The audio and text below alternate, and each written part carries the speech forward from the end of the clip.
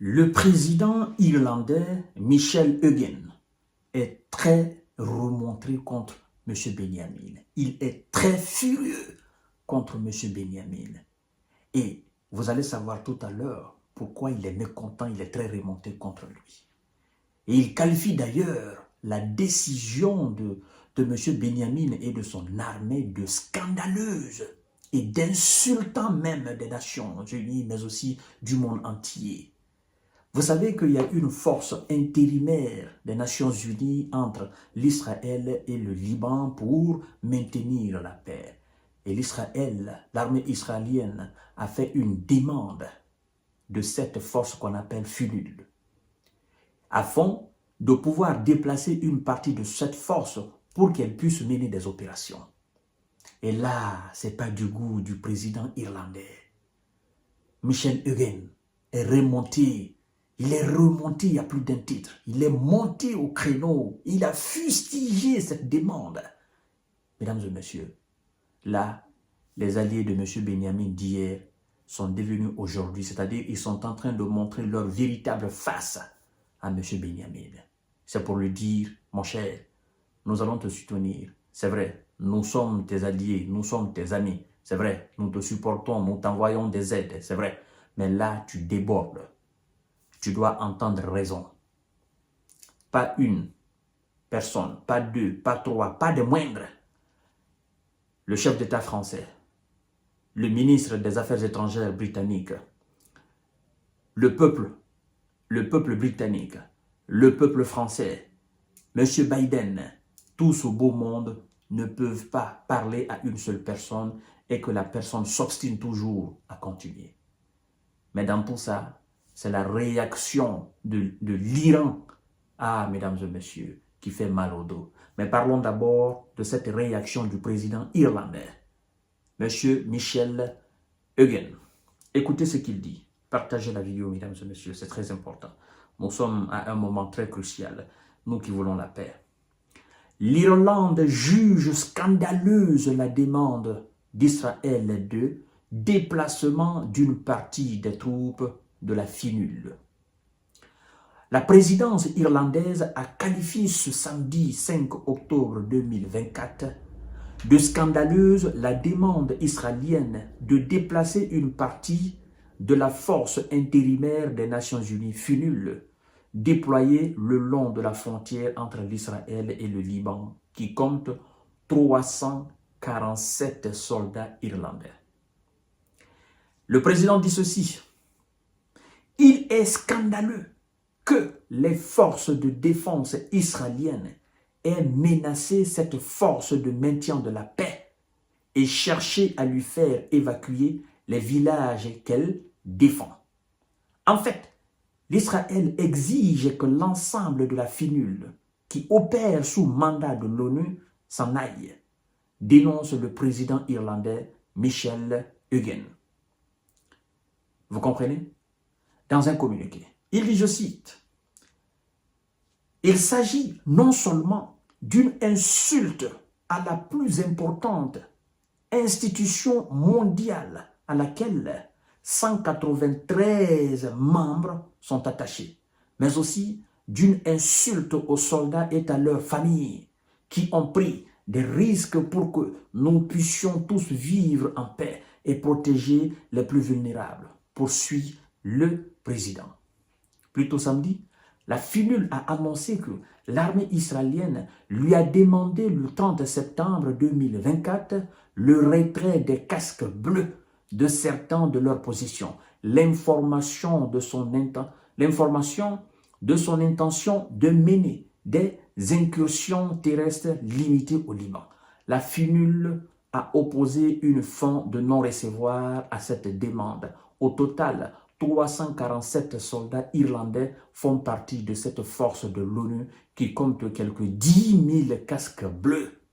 Tous sont déployés dans le sud du Liban pour surveiller le maintien de la paix dans la région.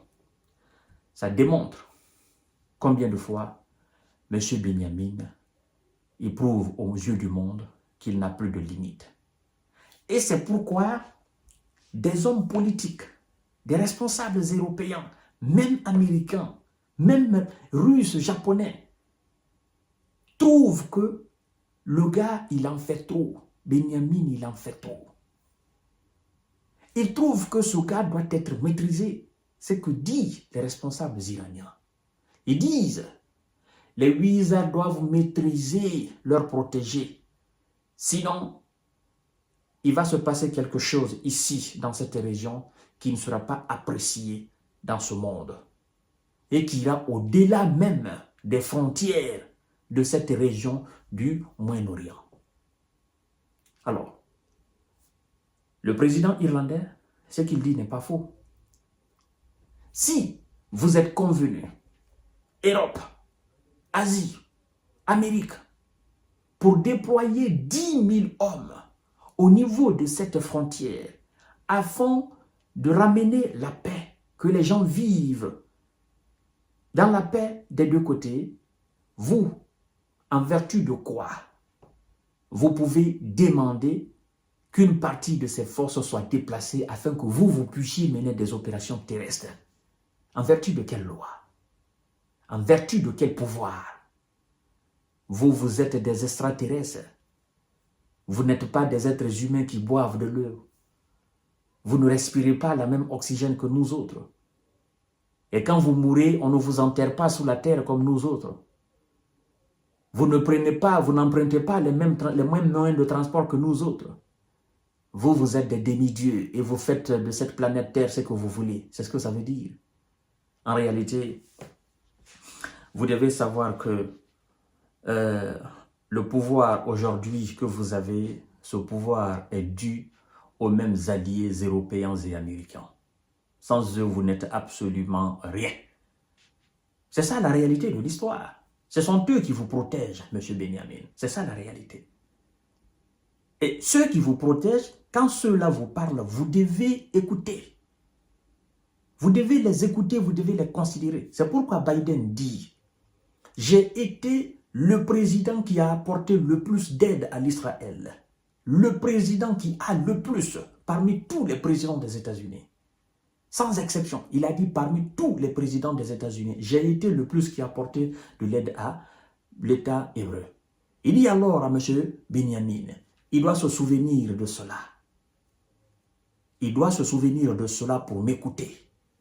Il doit se souvenir de cela pour s'arrêter, pour faire exactement ce que je lui demande de faire. Alors, s'il ne se souvient pas de cela, ça sera un autre problème. C'est ce que ça veut dire. Et là, maintenant, vous voyez, des voix s'élèvent. C'est-à-dire, les positions d'aujourd'hui sont différentes des positions du 7 octobre passé. Le 7 octobre 2023. Tous les alliés ont fait bloc derrière l'Israël. Tous les alliés, sans exception. Ils ont dit qu'ils ont le droit de se défendre. Et ils ont continué à les fournir des armes. Les discours étaient bons pour lui. Mais aujourd'hui, les discours sont différents. C'est ça, surtout. Il doit se dire, mais pourquoi il y a une différence aujourd'hui de discours entre le 7 octobre 2023 et aujourd'hui? Ben, c'est parce que les gens en ont marre. C'est ça, surtout. Les gens disent que vous avez fait assez dans la bande de Gaza. Ils disent que vous en avez assez, vous en avez fait assez et que vous devez vous arrêter. Et à un moment donné, il va falloir que vous vous arrêtez. C'est ça le problème. Et vous devez entendre raison garder. Monsieur Bachar, le président syrien, a fait une déclaration aujourd'hui. Je crois que M. Benyamin n'a pas encore écouté cela. Non, il a compris, il a écouté. Bachar a dit que ce que l'Iran a fait est une leçon pour l'Israël. C'est une leçon pour l'Israël. Et alors, si M. Benyamin s'obstine à riposter contre l'Iran, je crois que ça ne sera pas joli. Tout ce qu'on est en train de dire là, ça sera trop petit dans ce qui va se passer. Mais puisque Benyamin est maintenant dans le discours, nous allons riposter, je crois que ça montre sa faiblesse face à l'Iran. Parce que normalement, il agit, il ne parle même pas, il agit. Mais à partir du moment où il dit, nous allons faire, ça devient de la communication au fait. Mais nous allons voir, mesdames et messieurs, ce qui va se passer. C'est pour vous dire combien de fois sa position devient de plus en plus fragile au niveau européen et même au niveau américain. Parce que dans les rues de New York, de Washington, effectivement, il y a eu aussi du monde qui soutient, n'est-ce pas, le Liban, qui soutient la Palestine, qui soutient effectivement tous ces gars qui sont en train de résister effectivement dans ce coin de l'Orient. Donc, ce n'est pas seulement les populations européennes, c'est partout dans le monde entier. Je vous donne rendez-vous tout à l'heure, mesdames et messieurs. Ça, c'est la position du président irlandais, Michel Eugen. Et je crois que M. Benjamin va encore insulter ce dernier-là.